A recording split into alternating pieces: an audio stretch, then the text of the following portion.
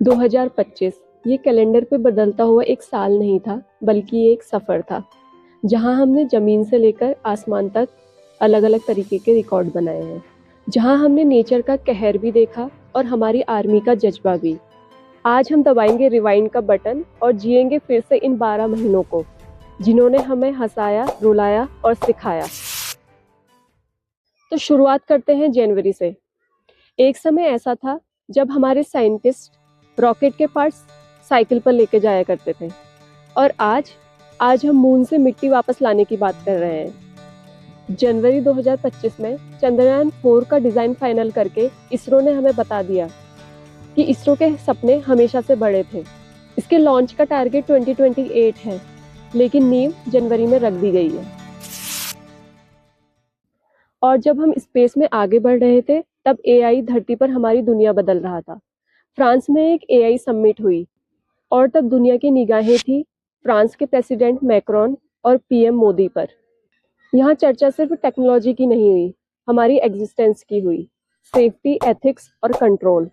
क्योंकि सवाल आज भी वही है, क्या एआई इंसान के लिए वरदान है या फिर चैलेंज? अब टेक्नोलॉजी से आगे बढ़ते हैं और नेचर का जादू देखते हैं। 14 मार्च 2025, क्या आपको ये होली याद है? वो होली सिर्फ रंगों की होली नहीं थी, क्योंकि उस दिन आसमान भी होली खेल रहा था। इसी दिन ब्लड मून और होली दोनों एक ही दिन थे। सोचिए नेचर की क्या टाइमिंग रही होगी। जब हम नीचे गुलाल उड़ा रहे थे, ऊपर यूनिवर्स चांद को रंग रहा था। लेकिन अप्रैल आते आते नेचर का रूप बदल गया। अप्रैल 2025 ने हमें ग्लोबल वार्मिंग का असली और बहुत डरावना चेहरा दिखाया। हीट वेव्स अलर्ट ने सारे रिकॉर्ड तोड़ दिए, एसी और कूलर ने भी हाथ जोड़ दिए थे। और इसी तपती गर्मी के बीच 22 अप्रैल अर्थ डे पर हमने महसूस किया कि इन्वायरमेंट प्रोटेक्शन सिर्फ स्कूल की किताबों के लिए नहीं, हमारे सर्वाइवल के लिए भी इम्पोर्टेंट है। गर्मी की उस तपन से ज्यादा आग तब लगी जब दुश्मनों ने हमारी पीठ पर वार किया।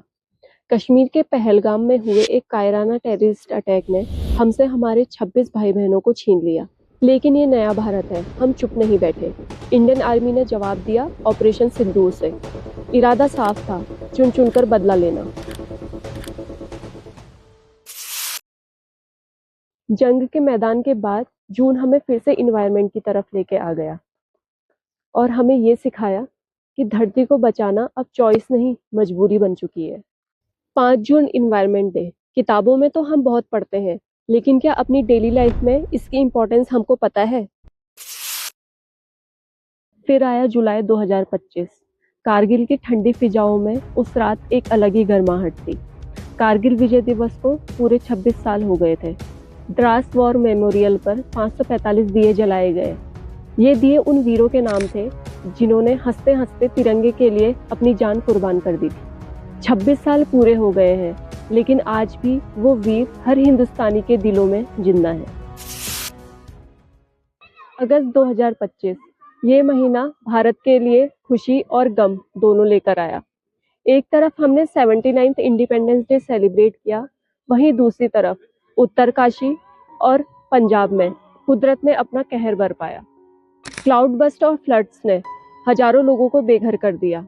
खेतों से लेकर घरों तक सब पानी में डूब गया था। लेकिन दुख के बाद खुशी तो आती ही है।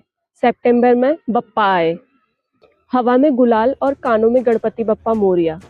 6 सितंबर को विसर्जन के दिन सबकी आंखें नम थी, लेकिन दिलों में एक उम्मीद थी। और इस साल हमने समझा कि गणेश चतुर्थी सिर्फ एक फेस्टिवल ही नहीं है, ये हमारे इकोनॉमी की लाइफलाइन है। मूर्तिकारों से लेकर फूल वालों तक बप्पा सिर्फ दर्शन देने ही नहीं आते, वो हम सबको रोजगार देने भी आते हैं। अब बात करते हैं अक्टूबर की, जो महीना मेरे लिए बहुत खास है। अपने हस्बैंड की मोटिवेशन से डरते डरते मैंने इस चैनल पर एक वीडियो अपलोड करी। ये हमारे लिए एक नई शुरुआत थी। और नवंबर ने हमें फिर से रियलिटी चेक दिया।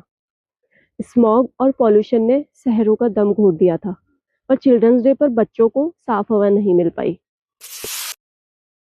लास्ट में दिसंबर 2025, साल का आखिरी महीना, लेकिन धमाका सबसे बड़ा। 93 ईयर्स का रिकॉर्ड टूट गया। 1932 से लेकर सेना की जिस पोजीशन पर हमारे देश के वीर बेटों का दबदबा था, वहीं लेफ्टिनेंट सई जादव ने पहली महिला ऑफिसर बनकर इतिहास रच दिया। उन्होंने ये साबित कर दिया कि वर्दी जेंडर नहीं देखती, जज्बा देखती है। तो दोस्तों, ये था ईयर 2025। जमीन की धूल से लेकर चांद तक, फ्लड से लेकर आर्मी के जज्बे तक, इस ईयर ने हमें बहुत कुछ दिया और सिखाया। आपका सबसे बड़ा मोमेंट 2025 का क्या था? कमेंट में जरूर बताइएगा। तब तक के लिए हैप्पी न्यू ईयर। जय हिंद।